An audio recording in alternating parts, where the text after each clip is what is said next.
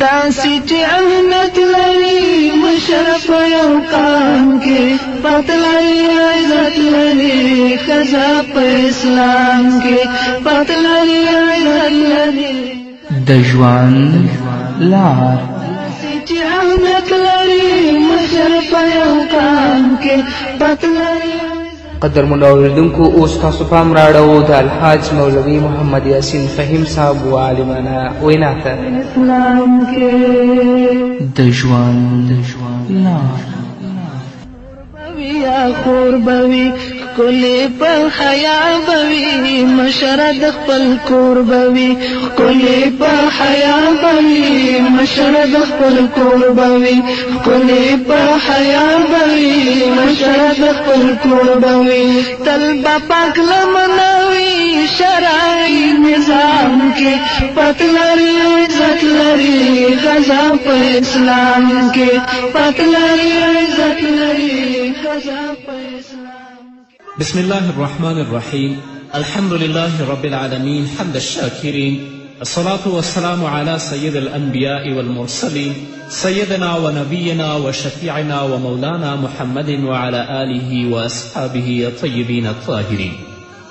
قدرمنو اوریدونکو د ژوند د لارې د خپرونې مینوالو السلام علیکم ورحمة الله وبرکاته. ستاسو روغتیا او خوشحالي د پاک رب نه غواړم په دې هیله چې د صحت او عافیت جامې په تن ولرئ او خوشحالي مو په برخه وي. دا دی زه محمد یاسین فهیم د ژوند د لارې د خپرونې په وړاندې کولو کې ستاسو په خدمت کې یم. زموږ د نننۍ خپرونې موضوع بیا هم وینا ده زموږ مسلمانانو خویندو ته. په لومړي کې اسلام او د ښځې حقوق. زموږ په ټولنه کې د اسلام په اړوند ناسم او غلط تصورات وجود لري او له مختلفو اړخونو ورته لمن وهل کیږي. بعضې داسې انګیري که چیرته اسلامي نظام حاکم شي نو موږ به په تیاریو کې پاتې شو، موږ به په تیارو کې ژوند کوو او د ترقي او پرمختګ له کاروان نه به موږ په شا پاتې شو. په ځانګړې توګه د ښځو په اړوند داسې ګمان کوي چې د هغوی مقام به راټیټ شي او حال ده چې دا خبره د واقعیت نه خلاف ده. داسې مفسدین شته په دې دنیا کې چې په اسلامي ټولنه کې د مختلفو اړخونو نه دې مسائلو ته هغوی لمن وهي، خو د دوی دا خبره د واقعیت نه خلاف ده، ځکه اسلام د ښځې د حقوقو یوازینی ضامن دی او که اسلامي نظام حاکم شي نو ښځې به د سړیو په نسبت له ډیر فیض او برکت نه برخمنې شي. زه غواړم چې په مختصر ډول د ښځو په اړوند بعضې مسائل تاسو ته زه واضح کړم. اول د ښځې د شخصیت استقلال، د ښځې د شخصیت خپلواکي. اسلام هغه یوازینی نظام و چې ښځه د یو مستقل شخصیت په توګه وپیژندله او د خپلو احکامو په څرګندولو یې د هغې د شخصیت اعتراف وکړو او د ښځو د حقوقو د لاسته راوړلو لپاره یې بېسارې مبارزه وکړه. اسلام سلګونه کاله مخکې د ښځې لپاره د رایې او نظر حق ورکه او دا حق یې هغوی ته وروباښه. دا په داسې زمانه کې چې انسانانو به ښځه د شیطان استازې ګڼله او د هغوی له شخصیت نه به انکار کوه. په داسې یو حالت کې اسلام د لومړي ځل لپاره د هغوی شخصیت ثابت کړه او په ټولنیزو چارو کې ورته د رایې او نظر حق وروباښه. په یو اسلامي نظام کې هره بالغه ښځه د رایې او نظر حق لري. دا چا ورکه؟ دا اسلام ورکه. او حال دا چې په هغه وخت کې به هغو خلکو ښځه د شیطان استازې ګڼله او د هغوی له شخصیت نه به انکار کوه. اما د شخصیت استقلال چې ښځې ته ورکړی هغه د اسلام مقدس دین ورکړی دی. دویمه مسله د ښځې ملکیت او میراث. اسلام ښځو ته د کامل او پوره ملکیت او میراث حق ورکړی دی. ښځه حق لري چې خپل ځان ته ملکیت ولري څو هغه په کار واچوي او له ګټې نه یې برخمنه شي او د هغې په مال کې نه پلار او نه ورونه او نه خاوند هیڅ حق نه لري. دریمه مسله د ښځې تعلیم. اسلام د یو کامل او شامل دین په حیث د علم زده کړه په نر او ښځه فرض کړې ده، لکه د محمد رسول الله صلی الله علیه وسلم وینا هم دغه ده. په دې اړوند چې کومه غلط فهمي د ښځو د تعلیم په رابطه موجوده ده هغه د اسلام د دښمنانو یو ایجاد او د اسلام د دښمنانو یوه افترا ده چې هغوی دا وایي چې د اسلام مقدس دین ښځو ته د تعلیم او د زده کړې حق نه دی ورکړی. دا د اسلام د دښمنانو وینا دي. اسلام ښځو ته دا حق ورکړی چې د خپلې اجتماعي وظیفې په چوکاټ کې هر ډول پوهه لاسته راوړي او ځان د علم لوړو پوړیو ته ورسوي. اسلام په دې اړوند اسلامي حدود، احکام، مقررات او التزاماتو ته توجه کول شرط ګرځولي چې ښځه دې د اسلامي حدودو ته توجه وساتي، اسلامي احکاماتو، مقرراتو، التزاماتو ته توجه وکړي، بیا کولی شي چې هغه تعلیم او درس هم وکړي. هغه کسان چې نن د تمدن او د مساوات غږونه کوي، نو اوس تاسې وینئ چې ښځه په اسلامي او غربي تمدن کې څومره فرق لري. هغه ښځه چې په غربي تمدن کې ژوند کوي د هغه ژوند څنګه دی، او هغه ښځه چې په اسلامي ټولنه کې ژوند کوي د هغه ژوند څنګه دی. ګرانو خویندو، تاسو باید په دې پوه شئ چې اسلام ښځې ته عزت ورکوي او له همدې وجې نه یې ډېر غټ مقام ورکړی دی. د اسلامي او غربي تمدن ترمنځ همدا فرق دی چې په غربي تمدن کې د ښځې لپاره هیڅ مقام نشته او ښځه د هیڅ ډول حقوقو مستحقه نه ګڼي تر څو چې د ښځېتوب له مقامه ونه باسي او د سړیو مقام ته یې ونه رسوي. د سړیو مکلفتونه، مسؤلیتونه د هغو پر اوږو کې نه دي او بالآخره غټو مکلفینو ته یې ور ونه باسي. اصلا هلته دا کم ارزښت او مقام نه لري. لکن اسلامي تمدن ښځې ته په داسې ډول حقوق ورکوي چې د یوې ښځې په صفت په ټولنه کې ژوند وکړي، د نورو دندې د هغو په اوږو نږدي او یوازې د هغو مکلفیتونو مسؤله ګڼي چې د هغې له فطرت او انساني جوړښت سره برابر وي. مسلمانان په دې اړوند خپل تمدن د غرب له تمدن نه څو چنده لوړ ګڼي او په دې یقین لري چې د اسلام دریځ په دې اړوند په سمو او معقولو اساساتو بنا دی. نو په دې لحاظ آماده نه دي چې خپل یو پاک او صحیح حکم پرېږدي او د نورو ناولو او ناپاکو حکم ومني چې هغه د غربي تمدن حکم دی. نن ورځ چې مسلمانان یا هغه کسان چې واقعي مسلمانان دي او په اسلامي ټولنه کې ژوند کوي د دیو مخالفت له اوسني ټولنې او غربي تمدن سره چې ښځه او نر په ګډه ډول پکې ژوند کوي په کوم تعصب او ړوند تقلید نه دی ولاړ، بلکې موږ په یو کامل بصیرت غواړو چې خپل ځان، خپله ټولنه او خپل ټول بشریت د کامیابي او فلاح لور ته بوځو، هغوی ته د هلاکت او بربادي نه نجات ورکړو. همدارنګه مسلمانان په خپلو عقلي دلایلو دې نتیجې ته نه وي رسېدلي، بلکې تاریخي نتایج هم زموږ دا موقف تاییدوي او د غربي تباه کوونکي تمدن آثار او نتایج چې د نورو لپاره زیری دي د خپل سر په سترګو وینو او هغه د خپل عقل او کامل بصیرت له مخې پیژنو. نو په دې لحاظ حاضر نه یو چې خپل قوم د هلاکت او بربادي کندې ته وغورځوو، ځکه دا هغه هدف دی چې غربیان غواړي موږ د هغې په طرف بوځي. هغو خپل اخلاقي ارزښتونه لاسه ورکړي دي او اوس غواړي چې نور هم په دې مهلک مرض باندې اخته کړي، یعنې مسلمانان هم په اخلاقي فسادونه باندې اخته کړي. مسلمانان دا غواړي چې د ملک او ملت پرمختګ او د هغې ترقي باید د اسلام لوړو احکامو او اخلاقو په چوکاټ کې وي، تر څو داسې نشي چې خدای مکړه د مادي ترقي او تمدن په خاطر له هغې قیمتي او ګرانبیه سرمایې نه چې اسلامي او اخلاقي ارزښتونه دې بې برخې شو او په نتیجه کې د اخروي سعادت او خوشبختي نه محروم پاتې شو. هغه سرمایه چې د میلیونونو انسانانو د پاکو وینو په ارزښت تر موږ پورې رارسېدلې ده او زموږ دښمنان شپه او ورځ د هغې د لمنځه وړلو په هڅه کې دي. مسلمان که زموږ خویندې دي او کورونه دي باید راویښ شي او د غرب او د اسلام په تمدن کې باید هغوی مطالعه وکړي، هغه فرقونه چې موجود دي هغه دې ځان ته روښانه کړي. نو ګرانې خورې، په دې اساس تاسو باید فیصله وکړئ چې غربي کلتور او ژوند خوښوئ او که اسلام. تاسو له دې دوه تګلارو څخه باید یوه انتخاب کړئ او د دې حق نه لرئ چې دواړه سره ګډ کړئ، یعنې غربي تمدن او اسلامي تمدن. که اسلام خوښوئ نو پوره غاړه ورته کیدئ او خپل ژوند د هغه مطابق عیار کړئ، ځکه اسلام په ډیر واضحه توګه حکم کوي او فرمایي الله و یا ایها الذین آمنوا ادخلوا فی السلم کافه، ای هغه کسانو چې ایمان مو راوړی دی نو په اسلام کې پوره داخل شئ. یعنی اسلام د خپل ژوند په هر اړخ کې تطبیق کړئ او ستاسې د ژوند یو اړخ هم باید د اسلام له دایرې نه بهر نه وي. هغه ژوند چې د اسلام او کفر دواړو نه مخلوط وي او ګډ وي نه په دنیا کې په کار راځي او نه په آخرت کې څه ګټه لري او د دې دواړو ترمنځ ګډ ژوند او بیا ورته اسلامي ژوند نوم ورکول له تش چل او فریب نه پرته بله معنا نه لري لکه نن ورځ چې موږ وینو خلک په دې بدبختیو کې اخته دي. ځینې وایي چې اسلام ښځه د سړي تابع ګرځولې ده او هیڅ مقام او درجه یې نه ده ورکړې او داسې انګیري چې اسلام نعوذ بالله بېعدالتي او بېانصافي کړې ده. لکن زموږ خویندې باید په دې باندې پوه شي چې کوم حقوق چې غرب نظام ښځو ته ورکوي هغه د یوې ښځې په حیث نه ورکوي بلکې هغوی په لومړي سر کې ښځه نیمه سړی کړي او بیا ورته د نارینهو له حقوقو نه یو څه ورکړي. هغوی غواړي چې ښځه اوږه په اوږه د سړو سره کار وکړي. برابره خبره ده که هغه کار د ښځې له فطرت او جوړښت سره برابر وي او که نه وي دا د اسلام او انسانیت د دښمنانو دسیسې دي او نن دا خبره کوي چې ښځه اسلام د نارینه تابع ګرځولې او دا د هغو په حق کې نعوذ بالله بېعدالتي او بېانصافي ده.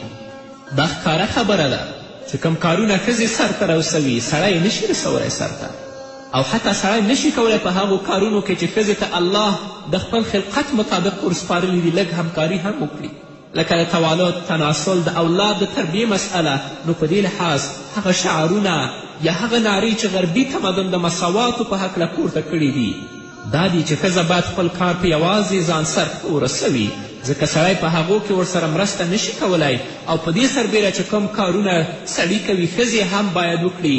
په دې صورت کې باید ښځې د 4 نه 3 برخې او سړي د 4 نه 1 برخه کار وکړي.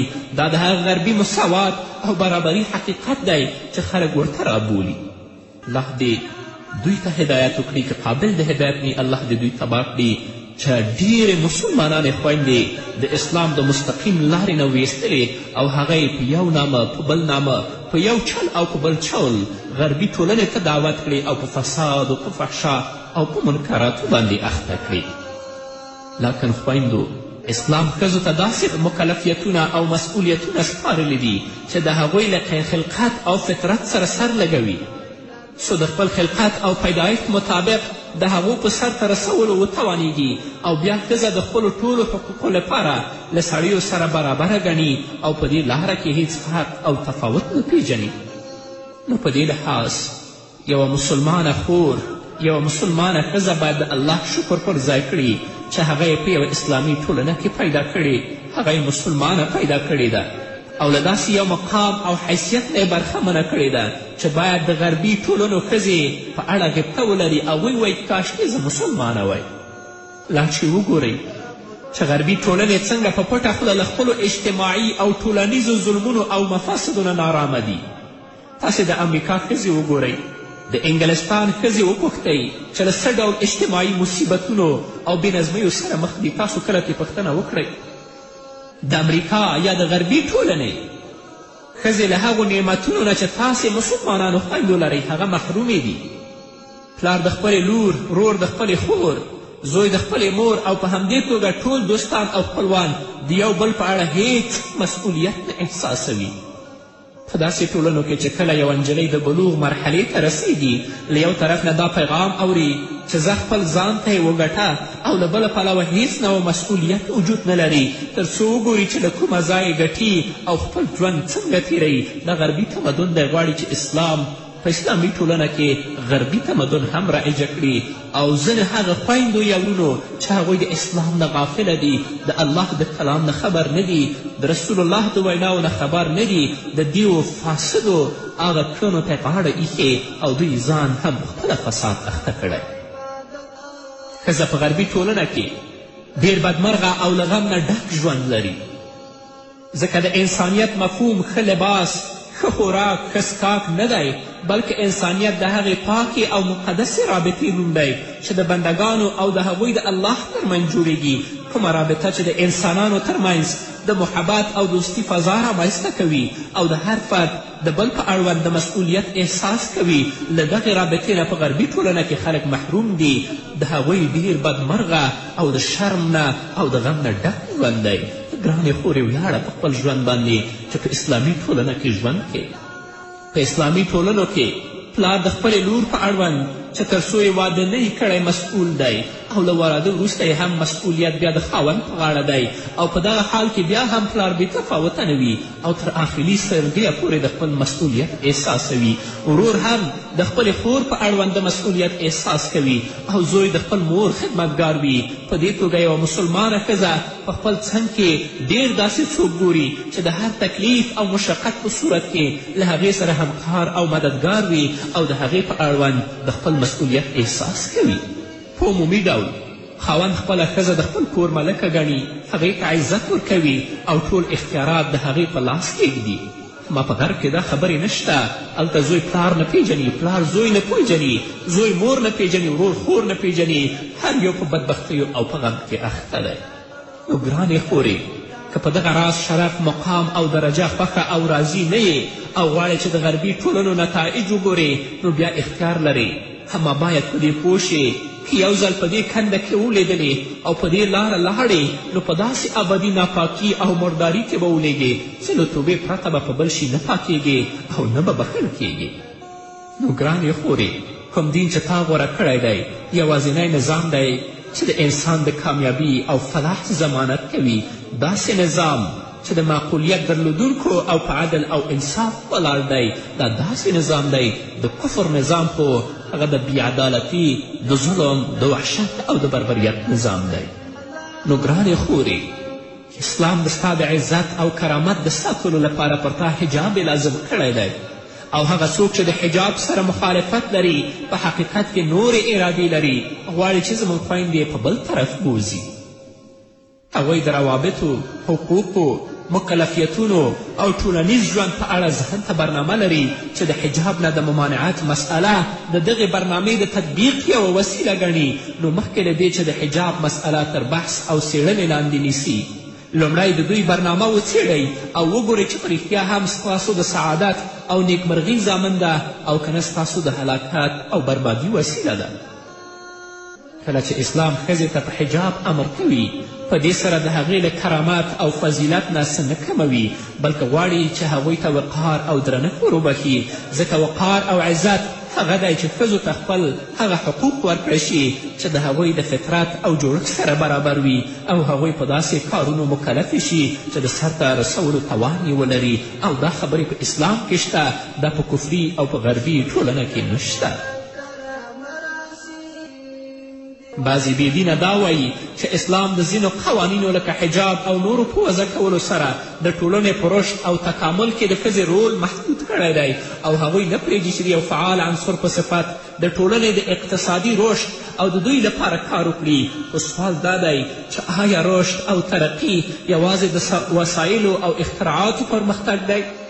او که د نوي نسل په سالمه روزنه او تربیت کې هغه هیواد چې د هغوی نوی نسل په کرایه روزل کیږي او ماشومان د ژوند له پیل نه د مور او پلار شفقت نه پیژني او ترې محروم وي، څنګه کیدلی شي له هغو نه د انسانیت د کامیابي تمه وشي؟ کله چې یو ماشوم دنیا ته راځي او خپلې سترګې رڼوي، پلار یې په وظیفه کې وي او مور یې هم د پیسو ګټلو لپاره کومې کارخانې او یا دفتر ته تللی وي، له داسې اولاد نه بیا څنګه د دوی د لویېدلو په صورت کې د رحم او زړه خوږي امید کیدی شي؟ هغوی چې د مور او پلار له شفقت نه محرومه وي، په حقیقت کې انسانیت نه پیژني او د یو وحشي حیوان په صفت کې ژوند کوي. همدا وجه ده چې زرګونه مصیبتونه او وحشتونه، قتل، لوټماری او ظلم او د انسانیت فضا نارامه کوي او انسانیت په وحشت کې غورځوي. لکه تاسو موږ دا ویلو چې نه په ښځو نه په ماشومانو په هیچ چا بیا دوی رحم نه لري، ځکه هغوی د خپل مور و پلار شفقت نه دی لیدلی. ځکه د چارو واګي د داسې چا په لاس کې دي چې د مور او پلار محبت یې نه دی لیدلی، او هغه څوک چې د محبت او ترحم له نعمت نه بې برخې وي، څنګه کیدلی شي چې په نورو انسانانو باندې هغوی رحم او ترحم وکړي؟ که یوه ښځه د نوي نسل د تربیت او پالنې مسؤلیت په غاړه واخلي، هغوی ته انسانیت وروښیي او زیار وباسي چې په هغو کې له الله نه ویره، اخلاق او دینی ارزښتونه پیاوړي کړي، همدا په حقیقت کې پرمختګ او ترقي ګڼل کیږي. او ترقي یوازې دا نشي کیدی چې ښځه لکه نارینه کارخانې ته لاړه شي او یا په دفتر کې کار وکړي. د ښځې وظیفه په ټولنه کې د انسانیت پالنه او روزنه ده. نو ګرانو خویندو، راشئ د الله رب العزت د کلام په رڼا کې د محمد رسول الله صلی الله علیه وسلم د احادیثو په رڼا کې خپل ژوند تیر کړئ. هغه دسایس یا هغه چلونه او فریبونه چې د اسلام او د انسانیت دښمنانو تاسو لپاره جوړ کړي دي د هغو په دامونو کې ځان مه غورځوئ. د الله د کلام په رڼا کې د رسول الله د احادیثو په رڼا کې ځان وژغورئ او ځان ته یو عزت د عزت ژوند هم په دنیا کې او هم په آخرت کې تیار کړئ. قدرمنو اورېدونکو، دا وه زموږ نننۍ خپرونه چې ستاسو درانه حضور ته وړاندې کړه. تر بلې خپرونې پورې چې زه بیا هم ستاسو درانه حضور ته راځم، تاسو ټول په پاک رب سپارم. پاتې ژوند او پاتې ورځم نیکمرغه. الله مو مل شه. داسې چې اهمیت لري مشر په یو قام کې، پت لري عزت لري ښځه په اسلام کې، پت لري عزت لري ښځه په اسلام کې. انچ ملغل راشي څومره چې مستو راشي، ژوند به مطمئن لري خاص جنتي خوراشي، ژوند به مطمئن لري خاص جنتي خوراشي، ژوند به مطمئن لري خاص جنتي خوراشي. کمال بدعت لري د خپل مقام کې، پت لري عزت لري ښځه په اسلام کې، پت لري عزت لري ښځه په اسلام کې. داسې چې اهمیت لري مشر په یو قام کې، پت لري عزت لري ښځه په اسلام کې، پت لري عزت لري ښځه په اسلام کې.